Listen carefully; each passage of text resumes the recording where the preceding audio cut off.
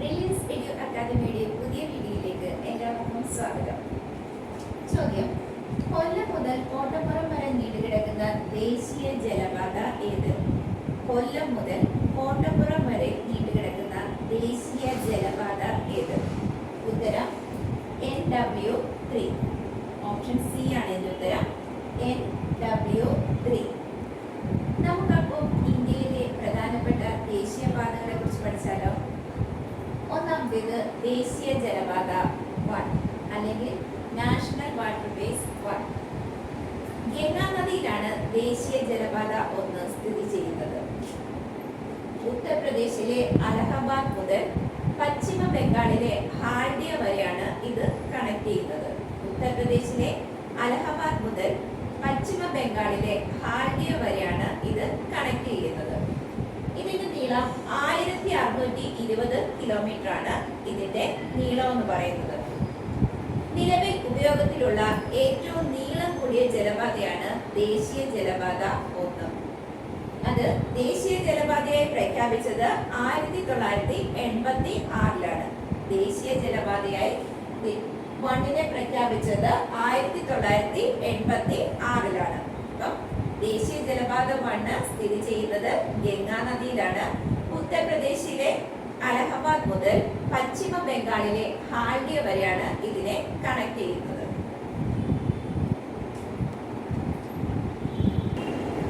അടുത്തത് ദേശീയ ജലപാത 2. ദേശീയ ജലപാത 2 സ്ഥിതി ചെയ്യുന്നത് ബ്രഹ്മപുത്ര നദിയിലാണ്. ദേശീയ ജലപാത 2 സ്ഥിതി ചെയ്യുന്നത് ബ്രഹ്മപുത്ര നദിയിലാണ്. ആസാമിലെ സാദിയയും ദുബ്രിയയും തമ്മിലാണ് ഇത് കണക്ട് ചെയ്യുന്നത്. ആസാമിലെ സാദിയയും ദുബ്രിയയും തമ്മിലാണ് ഇത് കണക്ട് ചെയ്യുന്നത്. ഇതിന്റെ നീളം 891 കിലോമീറ്റർ ആണ്. ഇതിന്റെ നീളം 891 കിലോമീറ്റർ ആണ്. ഇതിനെ ദേശീയ ജലപാതയായി പ്രഖ്യാപിച്ച വർഷമാണ് 1988. ഇതിനെ ദേശീയ ജലപാതയായി പ്രഖ്യാപിച്ച വർഷമാണ് 1988. അപ്പോൾ ദേശീയ ജലപാത 2 സ്ഥിതി ചെയ്യുന്നത് ബ്രഹ്മപുത്ര നദിയിലാണ്. അത് ആസാമിലെ സാദിയയും ദുബ്രിയയും തമ്മിലാണ് കണക്ട് ചെയ്യുന്നത്. ഇതിന്റെ നീളം എന്ന് പറയുന്നത് 891 കിലോമീറ്റർ ആണ്. അതുപോലെ തന്നെ അതിനെ ദേശീയ ജലപാതയായി പ്രഖ്യാപിച്ച വർഷം 1988 ആണ്. അടുത്തത് ദേശീയ ജലപാത 3. കേരളത്തിൽ കൊല്ലം മുതൽ കോട്ടപ്പുറം വരെയുള്ള പശ്ചിമതീര കനാലാണ് ദേശീയ ജലപാത 3 എന്നറിയപ്പെടുന്നത്. കേരളത്തിൽ കൊല്ലം മുതൽ കോട്ടപ്പുറം വരെയുള്ള പശ്ചിമതീര കനാലാണ് ദേശീയ ജലപാത 3 അറിയപ്പെടുന്നത്. അതിന്റെ നീളം 205 കിലോമീറ്റർ ആണ്. നീളം 205 കിലോമീറ്റർ ആണ്. 2016 നാഷണൽ വാട്ടർവേ ആക്ട് പ്രകാരം ഇത് കണക്ട് ചെയ്യുന്ന സ്ഥലങ്ങള് കൊല്ലം മുതൽ കോഴിക്കോട് വരെ ആയിട്ടുണ്ട്. 2016 നാഷണൽ വാട്ടർവേ ആക്ട് പ്രകാരം ഇത് കണക്ട് ചെയ്യുന്ന സ്ഥലങ്ങൾ കൊല്ലം മുതൽ കോഴിക്കോട് വരെ ആയിട്ടുണ്ട്. അതിന്റെ നീളം 365 കിലോമീറ്റർ ആണ്. കേരളത്തിലെ ഏറ്റവും നീളം കൂടിയ ദേശീയ ജലപാതയാണ് ദേശീയ ജലപാത 3. ഇതിന്റെ മറ്റൊരു പേരാണ് വെസ്റ്റ് കോസ്റ്റ് കനാൽ എന്ന് പറയുന്നത്. ഇതിന്റെ മറ്റൊരു പേരാണ് വെസ്റ്റ് കോസ്റ്റ് കനാല്. ദേശീയ ജലപാത 3 ദേശീയ ജലപാതയായിട്ട് പ്രഖ്യാപിച്ച വർഷമാണ് 1993. ഇതിനെ ദേശീയ ജലപാതയായി പ്രഖ്യാപിച്ച വർഷമാണ് 1993. ദേശീയ ജലപാത 3 കനാലുമായിട്ടാണ് ബന്ധപ്പെട്ടിരിക്കുന്നത്. പശ്ചിമതീര canal, Champakkara canal, Udyogamandal canal. പശ്ചിമതീര കനാലിന്റെ നീളമാണ് 168 കിലോമീറ്റർ.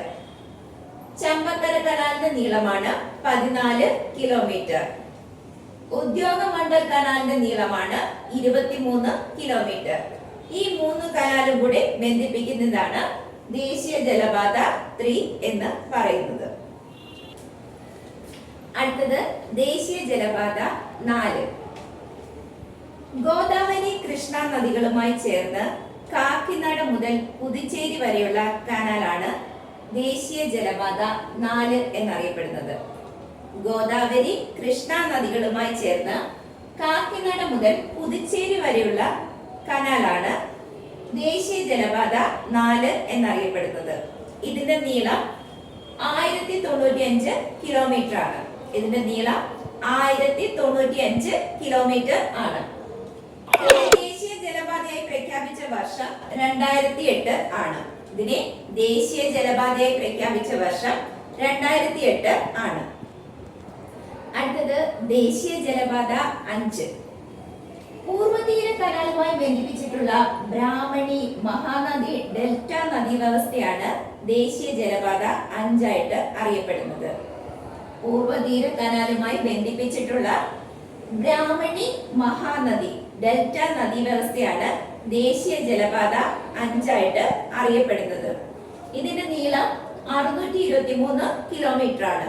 ഇതിന്റെ നീളം 623 കിലോമീറ്റർ ആണ്. ഇതിനെ ദേശീയ ജലപാതയായി പ്രഖ്യാപിച്ച വർഷം 2008 ആണ്. ഇതിനെ ദേശീയ ജലപാതയായി പ്രഖ്യാപിച്ച വർഷം 2008 ആണ്. Thank you.